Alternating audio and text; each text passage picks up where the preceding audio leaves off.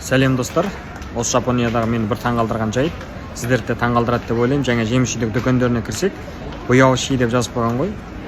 Не үшін екенін сұрасақ, бұл жақта жаңағы кофе дефи дейміз.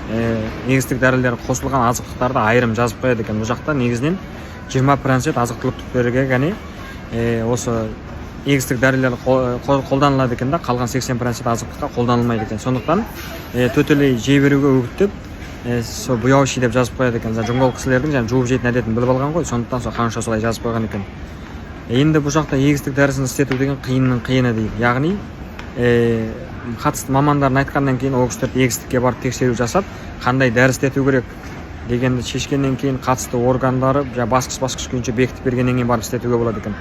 Қарап тұрсақ, азық-түлікке қаншалықты көңіл бөлетіндігі білініп тұр. Бұл жақта ерлердің ұзақ жасаудың орта жасы 84, әйел кісілердің 87 екен. Енді әлем күйінше ұзақ жасайтын бірінші орында болуының басты себептері осы азық-түлікке көңіл бөлетін жағы деп айтсақ қателеспейтін боламыз. Алда тағы да басқа информациялармен бөлісеміз. Қосылып алыңыздар.